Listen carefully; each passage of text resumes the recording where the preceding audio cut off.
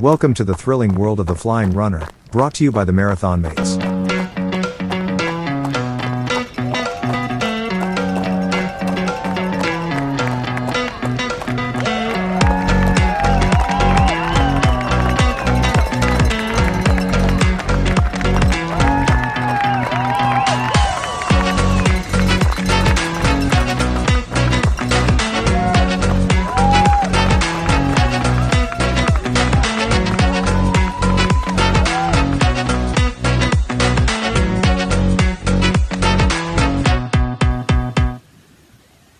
Hi there everyone and welcome to an out and back episode.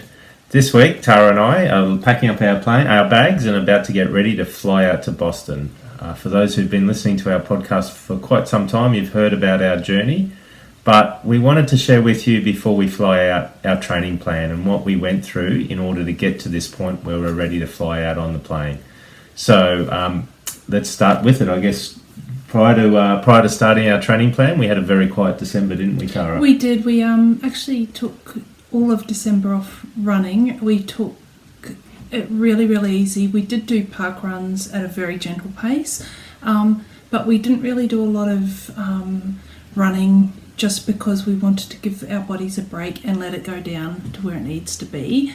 We started back again in January to try and make sure that we had that fitness for a marathon. So our aim was to make sure that we could get to the 21Ks by the end of January, which we achieved. Yeah, so January was very much a building up phase for us to get our bodies back into the swing of running again and building up some distance into the legs. And for us, the milestone, as Tara said, was getting to that half marathon point by the end of January, and we did that. We're actually able to get there fairly quickly. Our bodies recovered fairly quickly. Which meant that by the last weekend in January, we could actually give our bodies a rest, and we had a rest week at the end of January because we'd already achieved our goal. From there, we moved into February, which was more of a period where we were pushing hard, I guess, Tara. That was sort of our aim through February. Yeah, so that was let's get our speed back into things now that we've got that endurance and we've got our bodies back into that running momentum.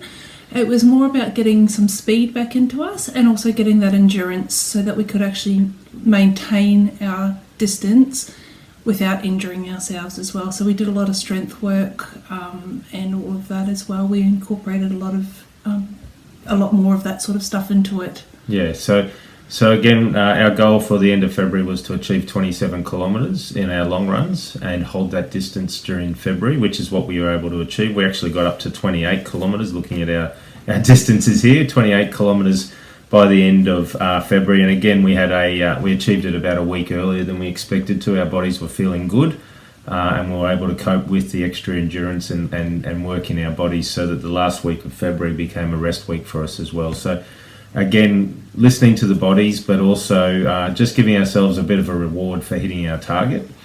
And then came March, and March was really the heavy month. It was the month where we really pushed into that new long-range territory that all marathoners hate when you start to get into the 30K and 30K plus distances.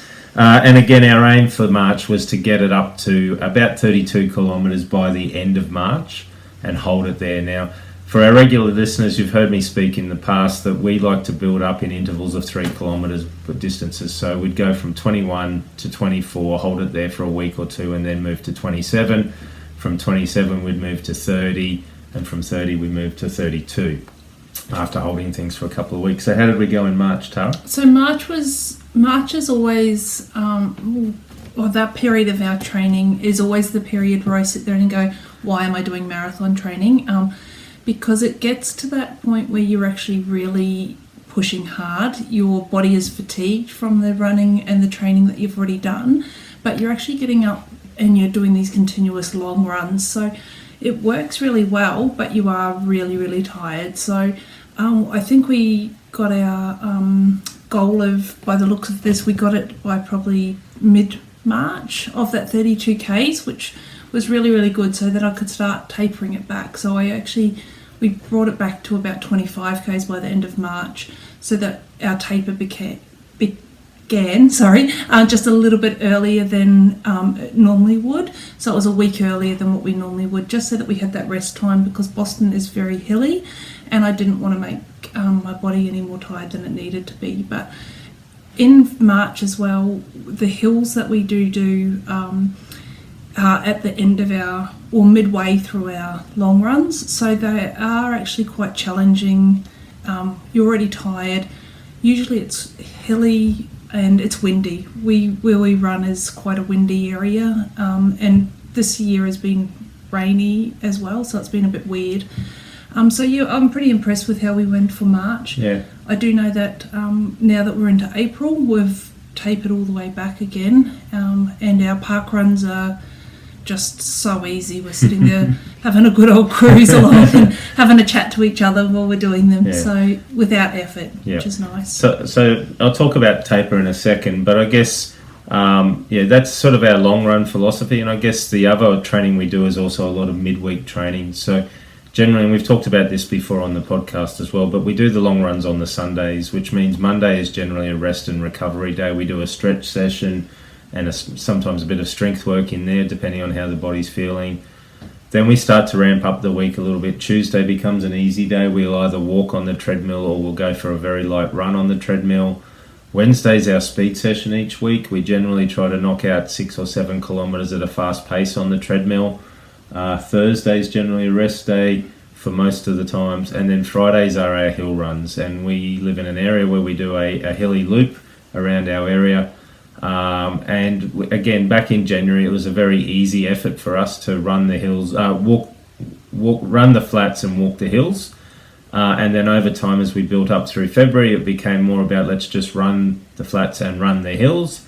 And then in March, it became let's run it at a moderate to fast pace the whole way around and see how we go and really work our way on those hills and work through those hills, which gave us a little bit of leg strength as well as endurance and a bit of confidence, I guess, running on the hills. Saturday then is a park run day for us, and park run for us is a day where we run at our own feel. If we want to run fast, we run fast. If we want to run slow and chat with somebody, we run and chat with somebody. It's sort of it's your own choice sort of day. So, and then Sunday being the long run. So Sunday's a long run, Monday's a stretch day, Tuesday's an easy day, Wednesday's your speed day, Thursday's a rest day, and Friday's a hill day, with Saturday being a choose your own pace day. Yeah, and in between I always say do reformer Pilates. So I'll come home, on my way home from work, I just stop at the reformer Pilates studio, and mine's physio led, so it's actually at my physio, rather than the reformer Pilates studio, but with my physio. So I do a lot of reformer Pilates with my physio to ensure that it's being done just for running. That's an individual choice. Tim doesn't do that, but he does other strength work in the between times, like squats, lunges and stuff like that. And I've been doing that reformer Pilates mainly because of the hills for Boston, to try and make sure that I've got that hill strength in my quads, my glutes and my pelvis and core. Being a female and being older, I need to make sure that those things are being looked after very, very well for myself. So individual choices as to what you want to do there for strength. Yeah, and I guess just looking at our distances, we're generally averaging about 50 kilometres a week of running through our program, so about 200 odd kilometres a month of running.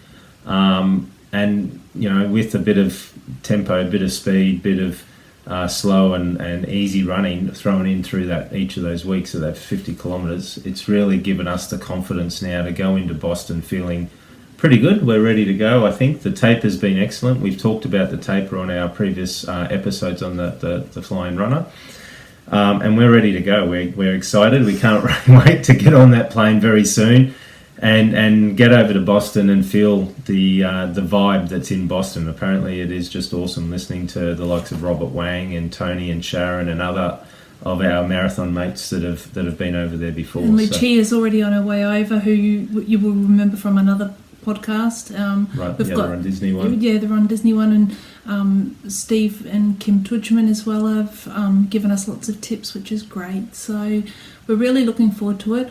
I guess the most important thing is that I think Tim's going to put this plan up on maybe the Flying Runner. I don't know, he'll put it on somewhere. But the most important thing is that just because this is our training plan, it doesn't mean that it will be right for you. And it's the same as all other training plans. Please listen to your own body. If you need a rest day, one run that you miss is certainly not going to affect your marathon later on down the track. So if you're just starting out your running journey and you have to do a 12k run for your marathon and you can only get to 10, that's fine. Please don't think of it as anything else apart from the fact that it's not a failure, it's listening to your body. So and if you just don't do it at all, it's not going to affect anything at all. So please make sure that you listen to your own body and do what is best for you. This is just what works well for us. Yep. So that's all for now on this Out and Back episode. We are excited to get on that plane and we're going to get over there. But send any well wishes you've got through YouTube, through Spotify, and through our Facebook and Instagram pages. We really want to hear those well wishes from everybody out there. We're excited. This is our 4th major and we just can't wait to get it over there and get it done, I guess. We're excited. So. Absolutely. And look, we will be doing some lives and some updates while we're over there as well. So keep an eye out on both Team Ellis running socials and the Flying Runner socials, because we'll make sure that they go up on there as well. We'll have some special guests that will get on for the 6 stars. So there is quite a few of us, well, not me personally, but there is quite a few of us in our tour group that are doing the 6 stars that will get on and have a chat to as well. Yep. So yeah. Yep, so bring it on. All right, so that concludes this Out and Back episode. Until next time, happy running. Happy running. Thank you.